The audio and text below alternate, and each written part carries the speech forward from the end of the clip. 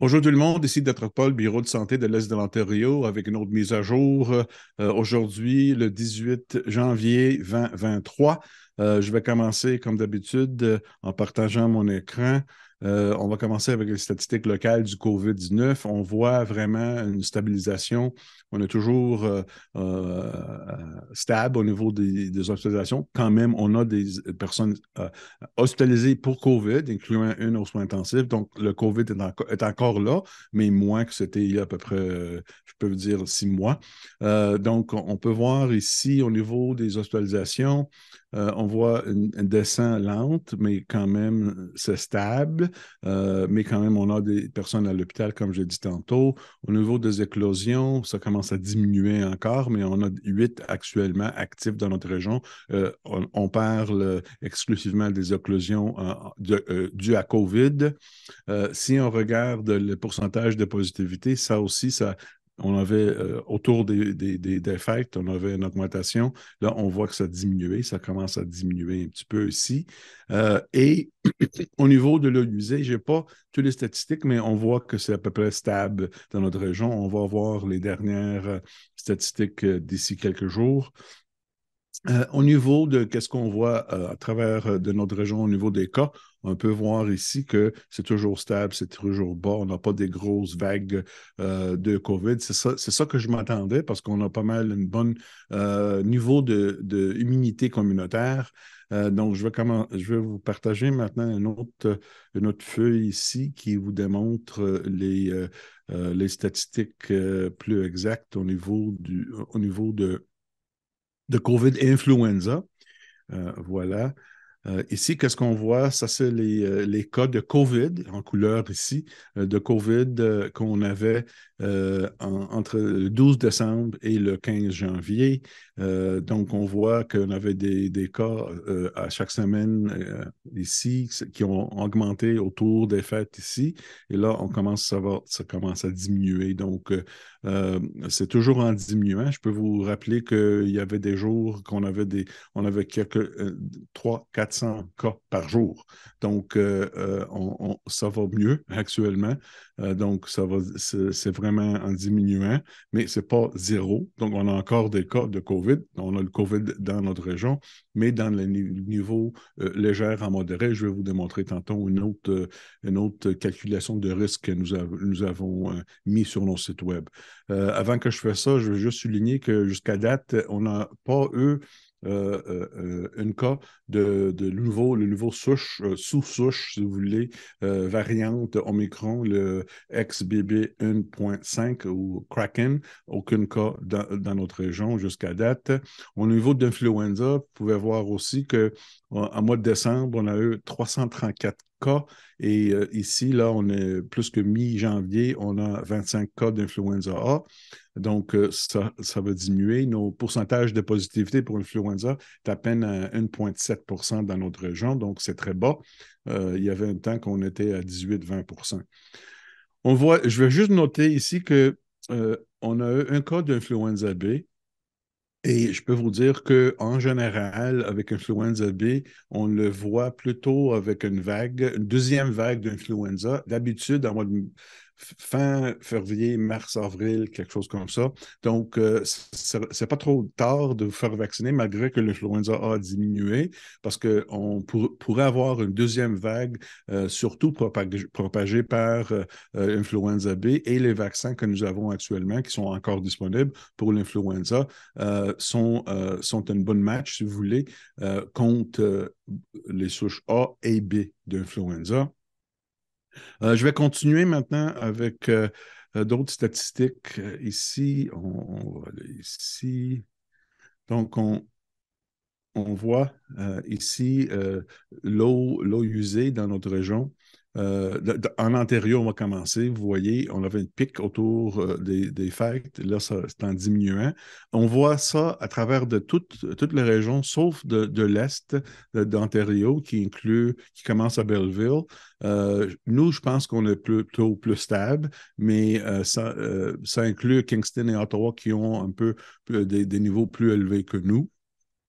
Ah, je vais juste vous démontrer, j'ai oublié une chose au niveau des nouveaux statistiques que nous avons démontrées. On a un indice de risque dans notre région et c'est nouveau, donc je vais vous partager pour vous démontrer.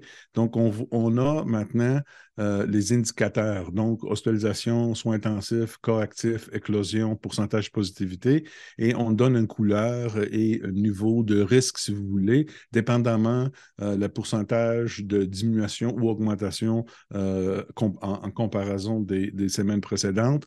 Donc, actuellement, on est dans une région entre faible à modéré. Donc, c'est pour ça que je dis on est toujours légère à modéré au niveau de niveau.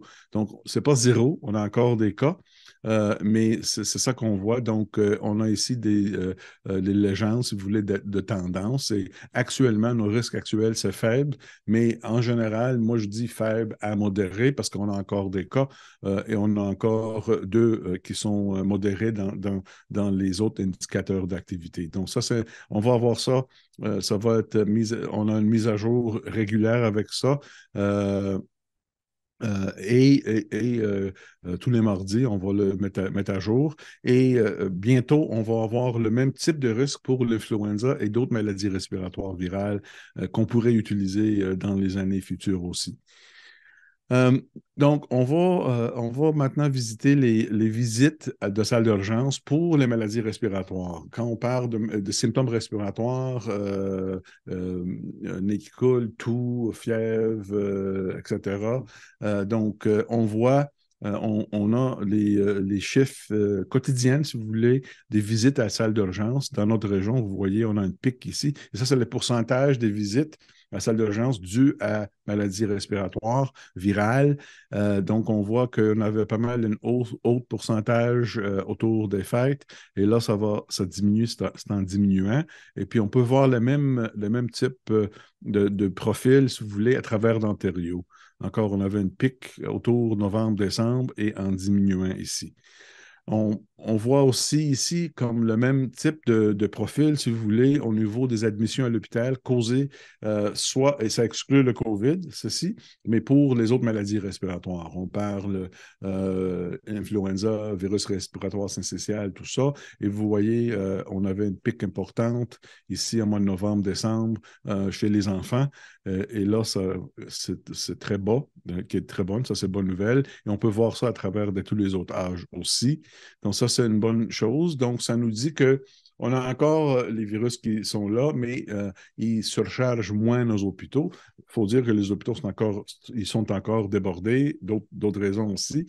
Il y a d'autres maladies non infectieuses, mais pour ça, je pense que on a des bons signes vis-à-vis les pourcentages des personnes qui visitent l'urgence. Donc, ça, c'est un bon indicateur. On peut dire que vous allez voir tantôt, le pourcentage de positivité a diminué aussi. Mais il faut dire aussi que COVID, malgré qu'on n'a pas de hausse des vagues d'hospitalisation, on a encore des patients hospitalisés du COVID, mais on n'a pas eu le vague qu'on a eu quand on a eu le vague de l'eau usée que je vous ai démontré tantôt.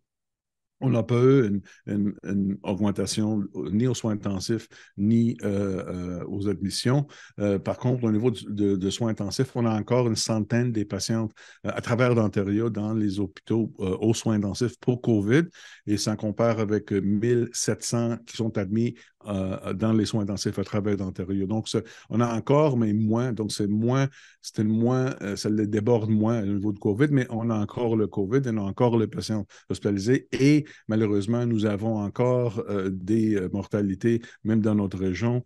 En mois de cette année, on a eu 6 mortalités. La plupart étaient les personnes âgées plus que 85 ans, 80-85 ans. Et la plupart, on a eu été soit palliatifs à cause d'autres maladies chroniques. Ça, c'est malheureux, c'est triste, mais quand même, le vaccin prévient beaucoup d'autres. Les personnes non vaccinées meurent dans un niveau beaucoup plus élevé que les personnes vaccinées.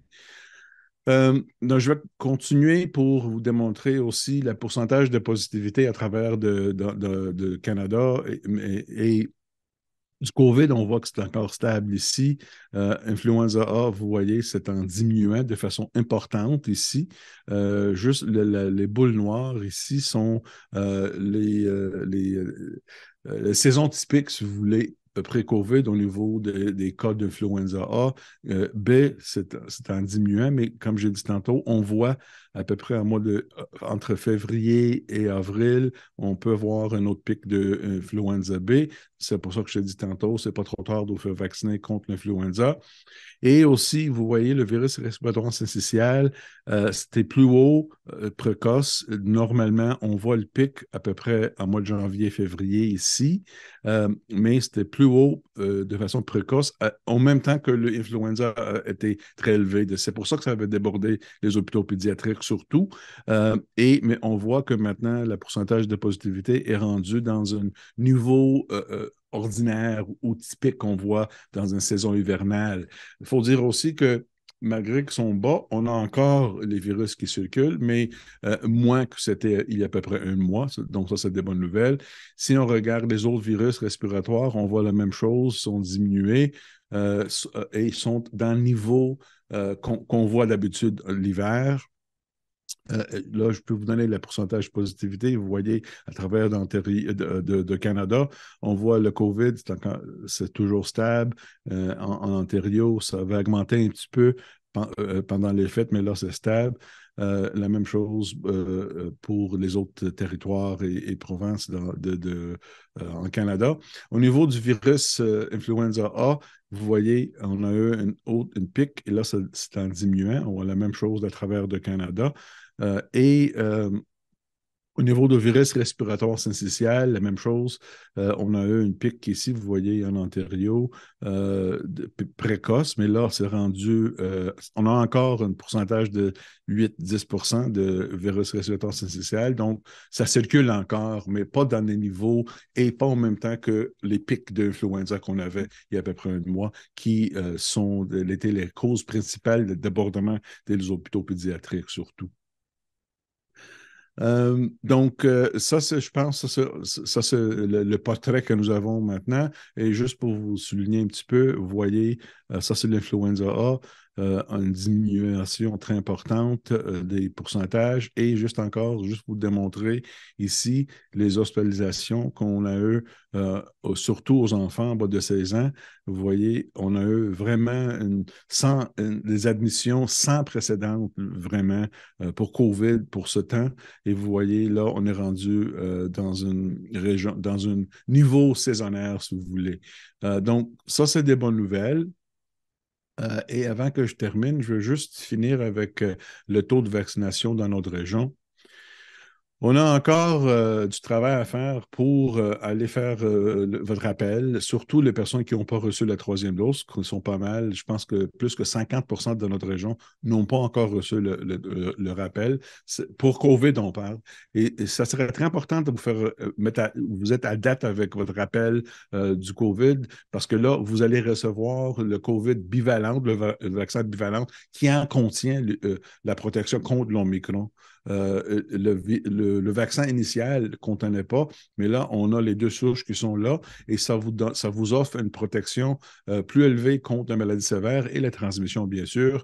Donc, ce serait très important de mettre à date, surtout quand on voit l'évolution les autres souches comme le XBB 1.5 qui va être beaucoup plus sensible aux vaccins bivalents que aux personnes qui étaient vaccinées seulement avec le vaccin original. Donc, je vous conseille fortement d'aller vous faire vacciner parce que, et encore, à un moment donné, on va voir, peut-être on aura besoin de donner un autre rappel pour les personnes âgées ou les personnes avec maladies chroniques, etc. Parce que, comme j'ai dit tantôt, on est encore dans une pandémie.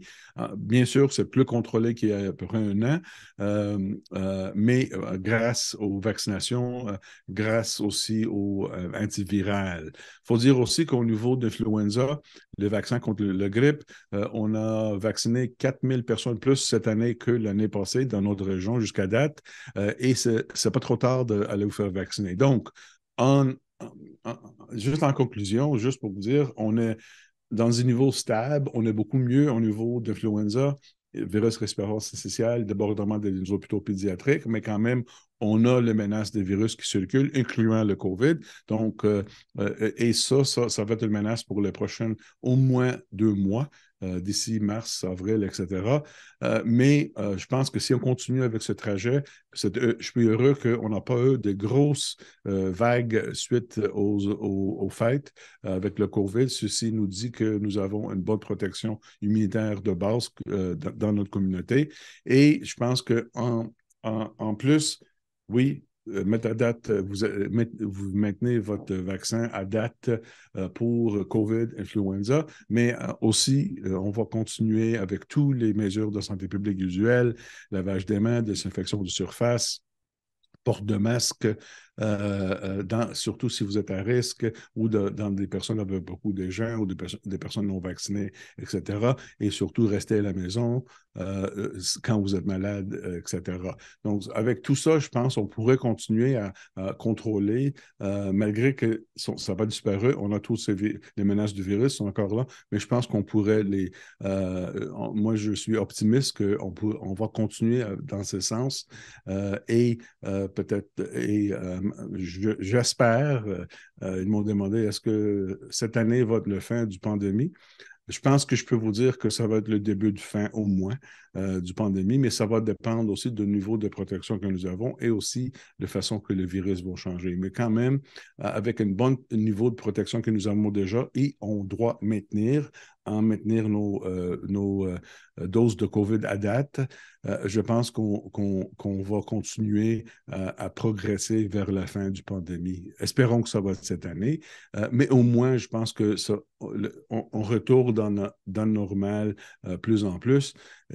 Mais nous avons eu un peu de temps difficile parce que ce n'est pas seulement le COVID, comme j'ai dit tantôt, on a eu les trois virus qui ont menacé la communauté, heureusement, sont diminués.